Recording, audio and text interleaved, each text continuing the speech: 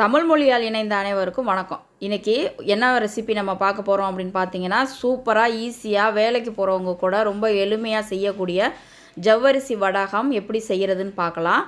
இதை வத்தல் வடகம் எப்படி வேணாலும் சொல்லலாம். இதை பார்க்குறதுக்கு முன்னாடி ஏற்கனவே நம்ம சேனலில் 2 வீடியோ அப்லோட் பண்ணியிருக்கேன். அரிசி மாவு வச்சு வெயிலே இல்லாமல் எப்படி வத்தல் செய்கிறதுன்னு தேவைப்படுறவங்க செக் பண்ணி பாருங்கள். இந்த வத்தல் எவ்வளோ நல்லா அழகாக பொரிஞ்சு வருதுன்னு சொல்லிட்டு இதை நம்ம காய்ச்சவோ வேக வைக்கவோ இல்லை, நம்ம ஈஸியாக ஊற வச்சுட்டு நம்ம செஞ்சுருக்குறோம். இந்த வத்தலை ரொம்ப ஈஸியான இந்த ரெசிப்பியை நல்லா கிறிஸ்பியாக இருக்கிற இந்த வத்தலை கண்டிப்பாக ட்ரை பண்ணி பாருங்கள். அதுக்கு முன்னாடி நம்ம சேனலை சப்ஸ்கிரைப் பண்ணலைன்னா சப்ஸ்கிரைப் பண்ணிடுங்க. கூட வர பெல் ஐக்கானை தொட்டு விட்டுருங்க. இதுக்கு நான் மாவு ஜவ்வரிசி தான் எடுத்துருக்கிறேன். மாவு ஜவ்வரிசி நல்லா 1 கப் எடுத்திருந்தேன். 1 கப்பை எடுத்து தண்ணி ஊற்றி ஓவர் நைட்டு ஊற வச்சுருந்தேன். நல்லா ஊறினா தான் இது நல்லா பொரிஞ்சு வரும். ஏன்னா நம்ம இதை வேக வைக்க போகிறதில்ல, அதனால் நல்லா ஊற வச்சு எடுத்துருங்க. 8 மணி நேரம் நல்லா ஊறணும். அதை ஊறினோன்னே ரொம்ப தண்ணியை வடிகட்டிடாதீங்க, கொஞ்சம் தண்ணி இருக்கட்டும். இப்போது நம்ம ஒரு பாத்திரத்தில் 3 பகுதியாக 4 பகுதியாக அதை பிரிச்சுக்கலாம். அந்த ஜவ்வரிசியை பிரிச்சுக்கிட்டு இப்போது ஒரு பச்சை மிளகாய், கொஞ்சம் கருவேப்பிலை, க்ரீன் கலருக்காக நம்ம ஆர்டிஃபிஷியல் கலர் எதுவுமே சேர்க்கலை, அதனால் க்ரீன் கலருக்காக பச்சை மிளகா கருவேப்பிலையை அரைச்சிக்கலாம். உங்கள்கிட்ட கொத்தமல்லி இருந்தால் கூட நீங்கள் அதையும் அரைச்சிக்கலாம். இப்போது உப்பு, ஜீரகம் இதையும் சேர்த்துக்கலாம். உங்களுக்கு ஜீரகத்துக்கு பதில் ஓமம் சேர்க்க விருப்பம்னாக்கா நீங்கள் ஓமம் சேர்த்துக்கலாம். அதுவுமே டேஸ்ட் ரொம்ப நல்லாயிருக்கும். இது நல்லா ஊறி இருக்கிறனால நல்லா செட் ஆகி வரும். இப்போது ரெட் கலருக்காக நான் பீட்ரூட்டை கொஞ்சமாக அரைச்சி வடிகட்டி வச்சுருக்கிறேன்.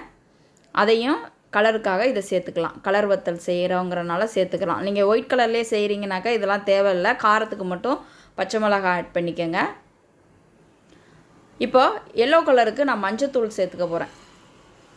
எல்லோ கலருக்கு மஞ்சத்தூள் சேர்த்துக்க போகிறேன். சின்ன கிண்ணத்தில் உள்ளது ஒயிட் கலர்லேயே நம்ம செய்ய போகிறோம். இப்போது எல்லாத்தையும் மிக்ஸ் பண்ணி நல்லா கலந்து விட்டுருங்க. கலந்து விட்டுட்டு உங்களுக்கு வேணும்னாக்கா நீங்கள் கையால் கூட கொஞ்சம் பிசைஞ்சு விடலாம். அப்போ நல்லா மேஷ் ஆகி உங்களுக்கு ஈஸியாக இருக்கும். பாருங்கள், இந்த மாதிரி கையில் கூட பிசைஞ்சு விட்டால் கூட ரொம்ப நல்லா வரும். இப்போது ஒரு இட்லி பாத்திரத்தில் தண்ணி ஊற்றிடுவோம். தண்ணி நல்லா கொதிச்சதுக்கப்புறம் மேலே உள்ள இட்லி தட்டில் லைட்டாக எண்ணெய் ஸ்ப்ரெட் பண்ணி விட்டுருங்க. எண்ணெய் ஸ்ப்ரெட் பண்ணி விட்டால் தான் அதை எடுக்கிறதுக்கு ஈஸியாக வரும். இப்போ நல்லா எண்ணெயை எல்லா பக்கமும் ஸ்ப்ரெட் பண்ணி விட்டுருங்க. தண்ணி நல்லா கொதிக்கணும்.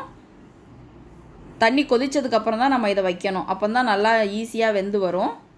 இப்போது நம்ம எல்லோ கலர் எடுத்து அந்த குழியில் அப்படியே வச்சுருவோம். ஒன்று மேலே ஒன்று இருக்கக்கூடாது.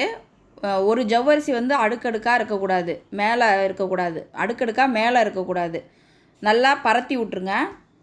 அப்போ தான் பொரிஞ்சு வரும்போது கடுக்கு முடுக்குன்னு இருக்காது. நீங்கள் 2 லேயராக போட்டுட்டிங்கனாக்கா அது பொரிஞ்சு வரும்போது கடுக்குன்னு இருக்கும். இந்த மாதிரி எல்லாத்தையும் வேக வச்சிடலாம். வேக வைக்கிறதுக்கு ரொம்ப நேரம்லாம் எடுக்கலை. கரெக்டாக ஒரு 7-8 நிமிஷம் தான் ஆணிச்சு. பாருங்கள், இந்த மாதிரி வெந்ததுக்கப்புறம் எடுத்து ஒரு தட்டில் வச்சு ஒரு நாள் வெயிலில் வச்சாலே போதும். நல்லா வெந்துருச்சு. அந்த திக்னஸை மட்டும் கம்மியாக எடுத்து வச்சுக்கோங்க. திக்னஸ் ரொம்ப அதிகமாக இருந்துச்சுன்னா பொரிஞ்சு வரும்போது கடுக்குன்னு இருக்கும். திக்னஸ் மெலிசாக இருக்கிற அளவுக்கு பார்த்துக்கோங்க. இப்போது எல்லா கலரையும் நம்ம எடுத்தாச்சு.